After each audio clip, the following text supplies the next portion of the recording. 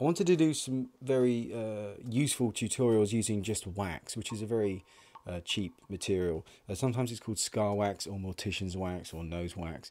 But basically it's essentially a wax material. It's very cheap and effective and quick. You don't need molds and stuff. You don't need much in the way of kit at all actually with wax. That's one of the best things about it. And it's also translucent. You can put it directly on the skin, and if it's the right colour, it works a treat. It looks very, very good.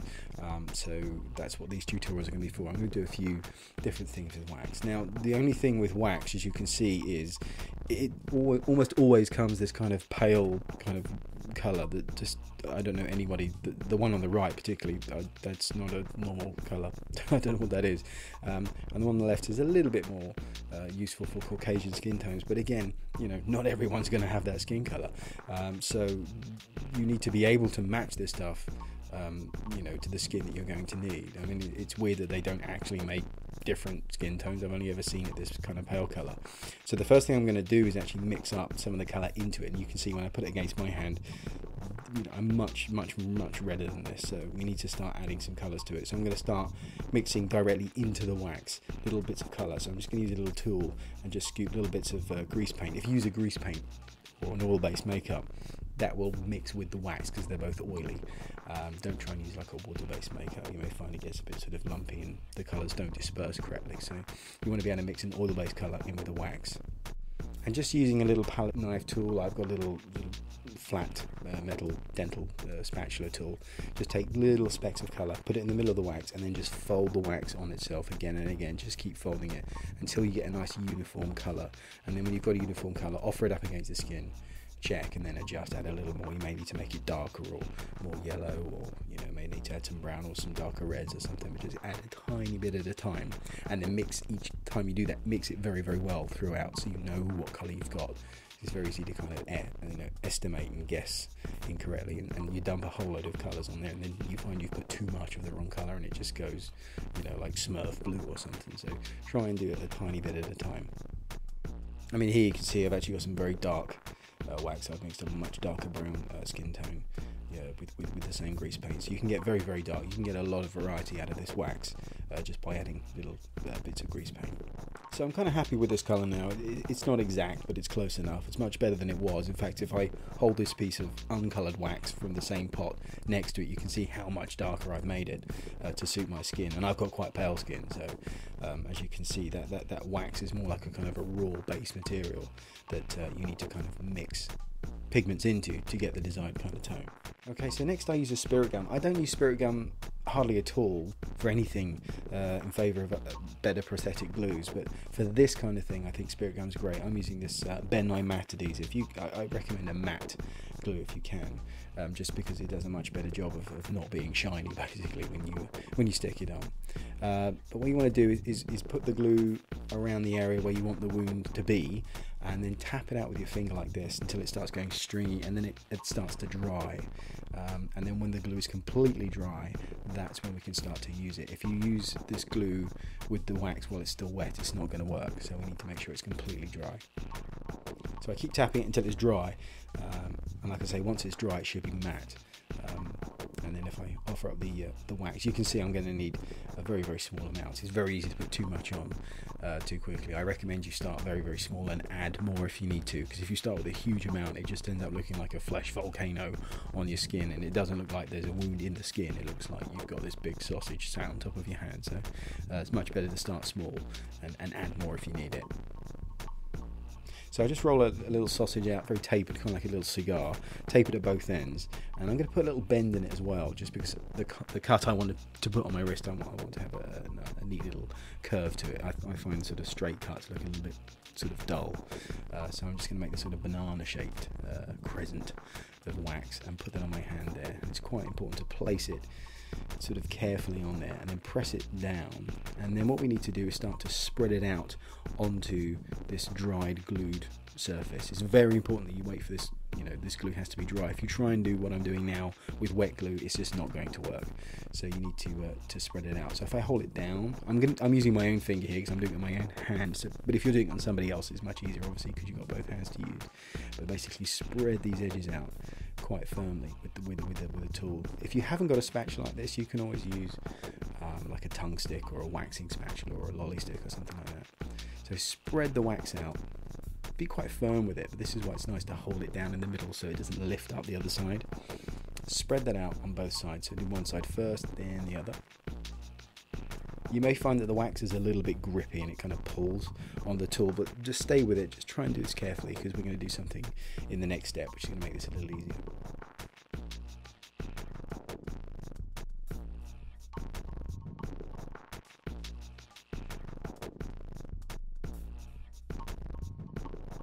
So once you've done sort of bold moves to smooth it out, you can start using the tip of the tool just to kind of smooth out the little tool marks and just try and reduce the texture on the surface. Okay, so once you've done that, as much as you can, as neatly as you can with the tool, just as it is, I use a little bit of Vaseline, or it's petroleum jelly, some kind of oil-based kind of material. Vaseline's perfect for this, very easy to find. And just spread a little Vaseline over the surface, and then make sure that's spread all over. And then what we're going to do is use the tool over the top of this, just to kind of spread that right down, so that you've got a really neat kind of smooth edge. And you can try and get it as smooth as you can without it, but it just basically lubricates the surface so the tool glides over the top, and you can kind of smooth it out nice and neatly like this. And you just want to press down quite firmly and just try and get rid of that edge completely, so you've got a really good natural blend from the wax into the skin. And again, if you've got your colour right, or as close as you can, this will obviously look much better at this stage.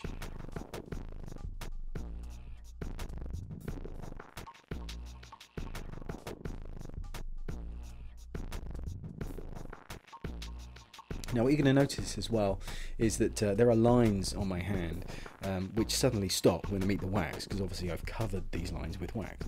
So I need to put those back. So what I'm going to use is the edge of this tool. I've got a little point on the end of this spatula, which is quite handy for this. If you don't have one of those, you could use this kind of waxing stick or tongue stick, split it, and you'll get like a little point at the end. That'll do for a tool. So because I'm nice, I'm going to use that just to show you if I can use the split tool to do that. Then you know, you'll be able to do that as well. Or if you've got a palette knife, even better. But you know, if you can do it with a tongue stick like this, you can pretty much use anything, or a cocktail stick even, and basically just carve into the skin so that you the wax to kind of create that texture. Just gently push in. These edges are going to be a little bit hard. The edges are going to be a little bit too hard, but we're going to soften those off in a second with a brush. A simple brush like that, with a little bit of Vaseline, and then just smooth over the top gently, just to round off those edges so that they don't look too sort of sharp, because at the moment they're looking a little too sharp. Just brush over them gently and wipe them smooth.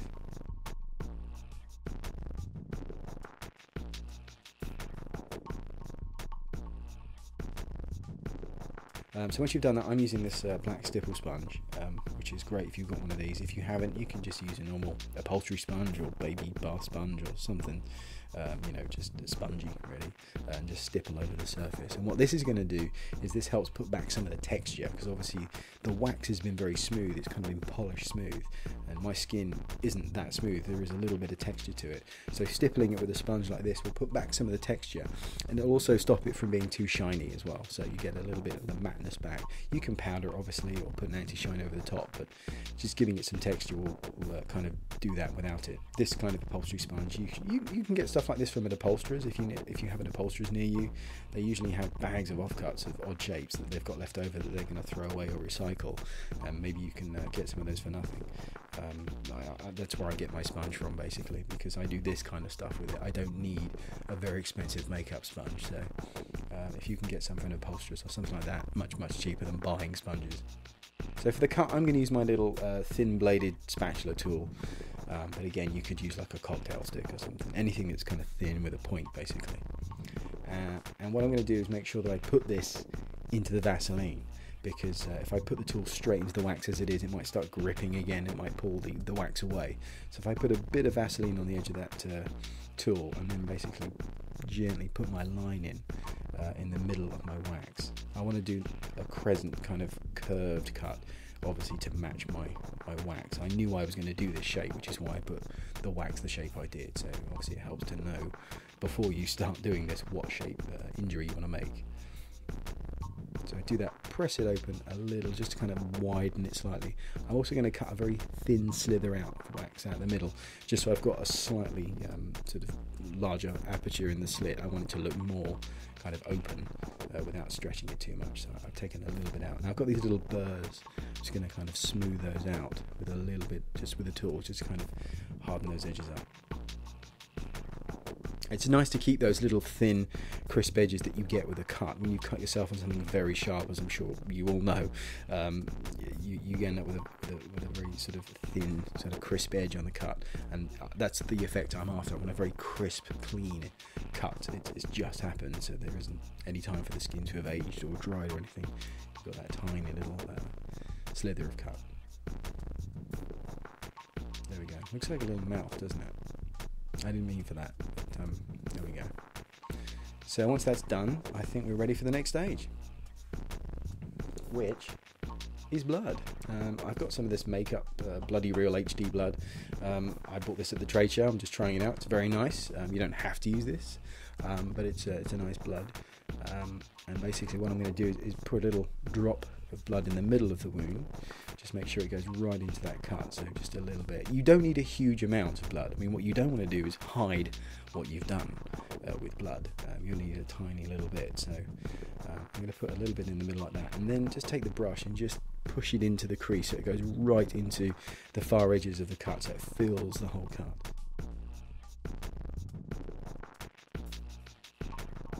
That's looking a little clean, so what I'm going to do is get a bit of tissue and just kind of move it around a bit, so you've got kind of a broken up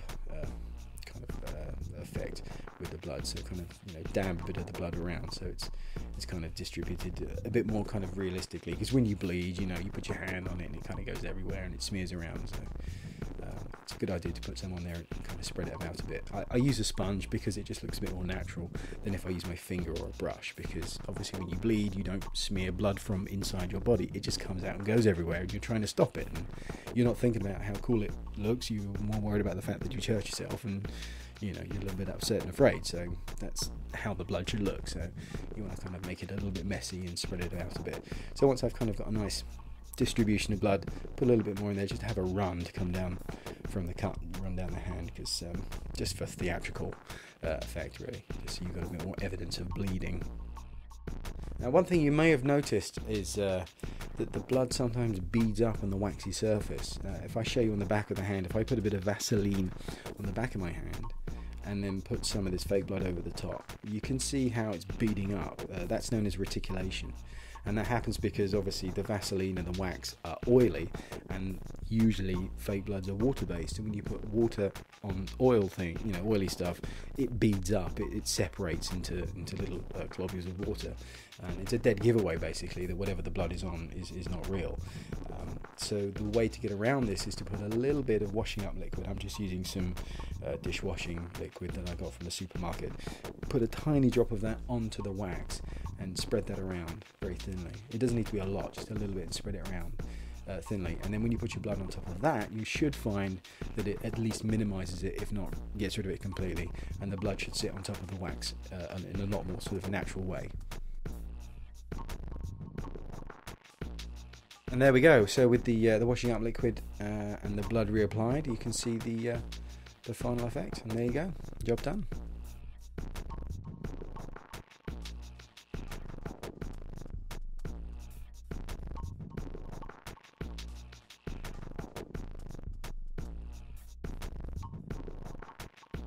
Very simple effect using exactly the same techniques, but this time to create a split knuckle. Pretty easy to do, and it only took me about 10 minutes, and that's me doing it on one hand on my other hand. So if you're using both hands and doing it on somebody else, you'll find probably that you can do it even quicker than that. So I recommend you give wax a try. It's very, very simple, and it's a very effective material. Thanks for watching, and check out the free e-course on my site, learnprostheticmakeup.com.